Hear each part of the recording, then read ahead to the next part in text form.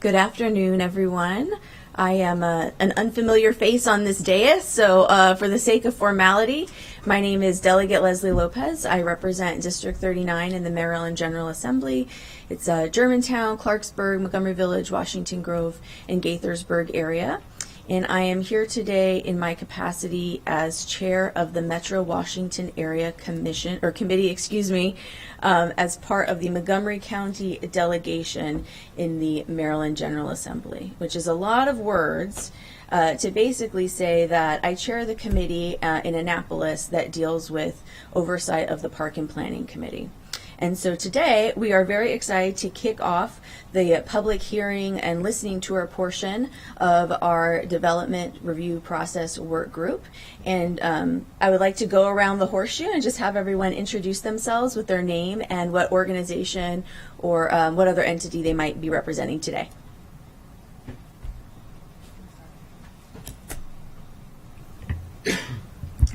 Well, good afternoon. I'm Tiffany Ward. I'm the Chief Equity Officer here in Montgomery County. Good afternoon. My name is Kate Cubitt, and I am with Elm Street Development. Good afternoon. This is Karen Carpio with WCC Water Development Services Division. Good afternoon. Amanda Farber, the Down County Representative. Good afternoon. I'm Diane Schwartz-Jones, and I'm representing Senator Ben Kramer. Hello, I'm Meredith Wellington. I'm representing the county executive.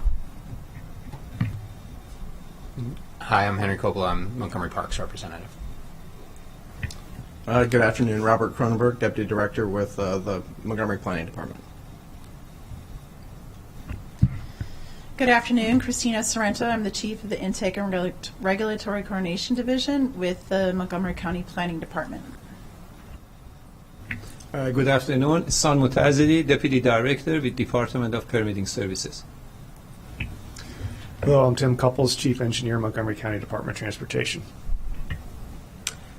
Good afternoon, Gary Unterberg with Rogers Consulting. Hi, I'm Pam Dunn. I'm with the County Council Central Staff. We can, go to the...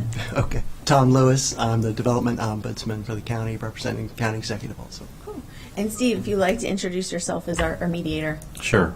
Steve Bergam, Public Engagement Associates, mediator and facilitator for this process. Sure. So I want to start by thanking everyone for participating in this work group.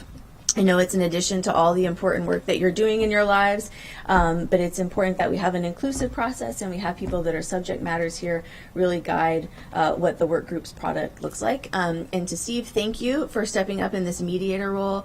I think it shows the level of commitment we have to making sure that this work group is productive and successful to have an outside third-party entity come in and provide some structure to these meetings. So thank you for stepping into that role. For a little bit more context of why we're here today, the Metro Washington area and the Montgomery County delegation heard bills last year that had to do with the Park and Planning Commission. And it was clear from the hearings that there was a lot of public interest in this area, but we couldn't quite make a determination on what the right step would be at the state level and what legislation that would be permanent and binding would be the best step forward. And so thankfully, the county executive's office and Jeff Seitz, the former board chair, came together to put together a letter of intent to say that they would dedicate staff and time and resources to establishing a work group with a series of public hearings that we could really explore these issues and figure out what legislative solutions might arise at the state level or the county council level. And perhaps there's some standard practices or best practices and standard operating procedures that might come across that we would find through this process too. And so there's really 3 steps to this that I want to let the public know about. The first step is the series of public hearings, a listening tour. We have 3 hearings. This is, of course, the first one. The next one will be Tuesday, July 18th. That will be at the Wheaton headquarters for park and planning. It's a hybrid meeting from 2 to 4, and so we would invite the public to come in person, but of course you have the option to join via Zoom. We also have exclusively a Zoom meeting from 6 to 8 on August the 2nd, and that's a Wednesday night. We will ask that the public sign up in advance just for logistics procedures to make sure everyone has the right information. And then if you can't make those meetings, or if you prefer to have a longer testimony, you can submit something written. And there's information on the website and the press release that was distributed about how exactly to do that. And so today we have a couple folks that are here to speak with us, and I think some of them are here. There's also a few people who've signed up virtually. We'll go through the people in person first. We've asked that they keep their comments to 2 minutes, and that they focus on what specific experiences they might have that we can draw some case studies from, specific suggestions on how we might improve this process, and then also any experiences that folks might have from other jurisdictions, so we can get a sense of comparisons and contrasts. And also, just to put out in the public record, there's a series of work group meetings that will be hybrid that people can watch online if they like. We had our first one on June 9th. The next one is Tuesday. That's at the Wheaton headquarters from 2 to 6. Wednesday, July 12th, there will be one from 9:30 to 1:30, also at Wheaton. On Friday, July 28th, from 9:30 to 1 p.m. at Wheaton. These are all at Wheaton. Tuesday, August 8th, 9:30 to 1:30, and August 24th, 9:30 to 1:30. And it should be known that there is a expeditious timeline for this. We're hoping to come up with a work product by middle of October, if at the latest. That deadline is not arbitrary. That is the deadline that I have to introduce any bills to be drafted in the state legislature for local bills, and so that's where that comes from. I think the expectations for this group are that we will come up with perhaps a handful of modest but significant improvements, and that the work to reform this process might be ongoing, but we are hoping to get at least one or two things going in the right direction, whether it be in terms of state legislation, county legislation, or just standard operating procedures. All right, and with that, I'm going to call up the three folks who have come to testify in person today. And if you want to have a seat here, we've got Joseph Rinaldi of Gaithersburg, Nahom Tekel of Silver Spring, and Carrie Kasicki of Silver Spring.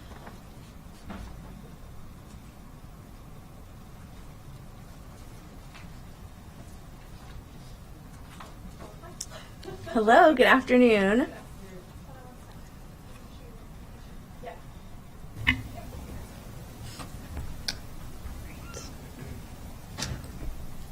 Do you want me to go ahead then? Start whenever you feel comfortable. All right, well, thank you all for being here today, and thank you for giving your time to be part of this work group. So my name is Carrie Kasicki, and I'm speaking on behalf of the Coalition for Smarter Growth, which has advocated for 26 years for compact, walkable, and bikeable communities as the most equitable and sustainable way for our region to grow. I'm the Montgomery County Advocacy Manager, so as part of my work, I work on housing advocacy in this county and also coordinate our grassroots organization, Montgomery for All, which focuses on affordable housing and meeting our county's housing needs. So as part of our advocacy, CSG has been supportive of transit-oriented development opportunities to add housing near transit hubs, as well as being part of advocating for specific reforms like the ADU reforms passed in 2019 that are intended to make it easier to build the housing our county needs. And in our experience, the really essential part of the development process has been when the shovel is in the ground. Because at the end of the day, what matters for people and for our economic competitiveness as a county is that the things that people actually need and want are actually going to get built. So within this work group, there are a lot of really valuable perspectives on how we reach that point from the very start of the process to the very finish, which makes this an opportunity that we shouldn't miss to review the development process holistically and really consider from the perspective of people navigating the process how we make it work at every single step. A really good example of this is with the ADU reforms I mentioned that were passed in 2019, which was a really important step to expanding what people can build and under what circumstances they can build in the county. But has kind of turned out to get caught a little bit up on the boots on the ground details of what happens when someone actually tries to build. We've worked with people who have had some pretty discouraging experiences going through that process, felt that there were redundancies, parts they didn't understand, even coming from development backgrounds and being pretty familiar with the process, and having to turn to council members' offices to navigate the process successfully. So we really want to make sure, as this group does, and we're really, really encouraged by the work of this group, that we are remaining economically competitive, and we believe that to do that we do need to look at the entire process from start to finish, to be open-minded about what can come out of this work group, and that even recognizing that it's on a pretty compressed time frame from now until October, that it could be really valuable to come out of this work group with some strong recommendations about where the county can go, and look into further about some really specific and focused areas for reform. Thank you. Sure, thank you. And I can tell that you were a little bit compressed in 2 minutes, and so I just want to remind you and anyone who might be listening about the opportunity to come up with written testimony. I have a handful of written testimony that's been printed out for me, so we are definitely in the process of reviewing those comments, and we'll be taking them up until, I guess, probably August 2nd is when we have our last meeting. So thank you. Sure. Sure, so Joseph Rinaldi or Nahom Tekel. All right, well, since we have a little bit of time, I want to offer up a speaking role to someone who is here today. They did not sign up in advance, but we are willing to take folks who might be here, who have a testimony they would like to add, as long as it's within 2 minutes. It's Tova Fielder. Flegel, there we go.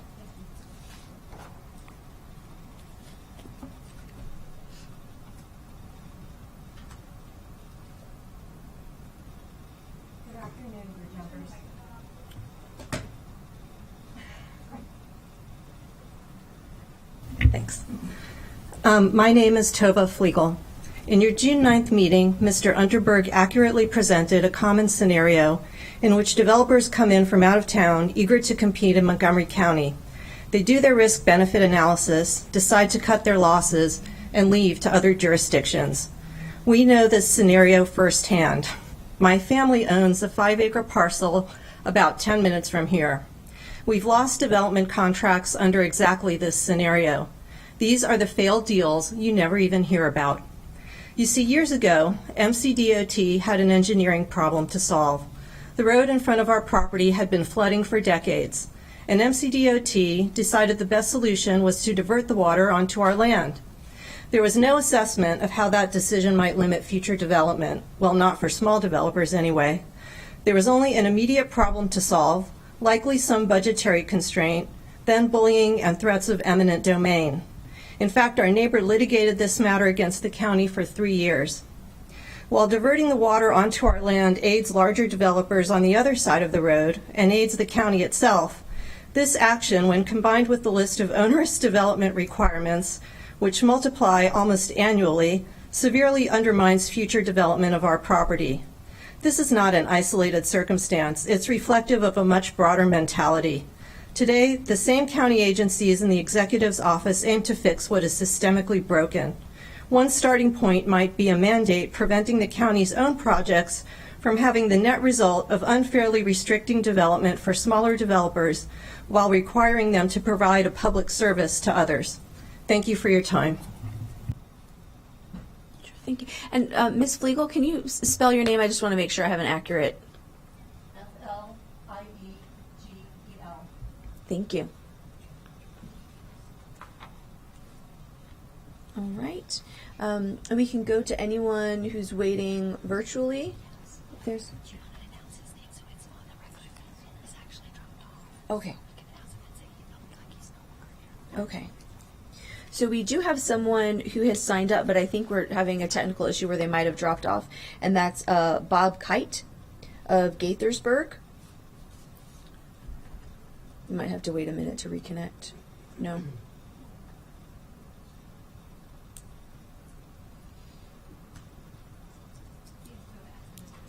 Gotcha. Okay. Well, we'll give Mr. Kite one more moment.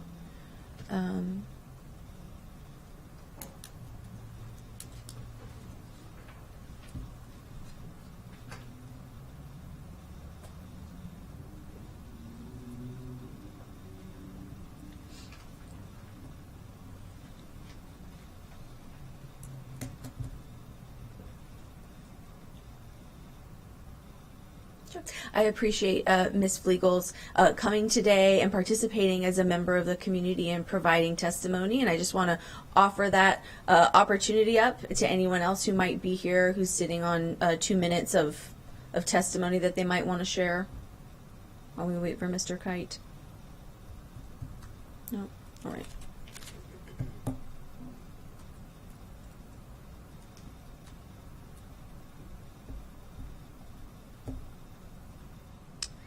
All right. No, not connecting. All right. Well, unless there is any other testimony out there waiting to be heard, I think we will adjourn for the day. And we will see you July 18th, Tuesday, from 2 to 4 p.m. at the Wheaton headquarters of the Park and Planning Commission. Thank you.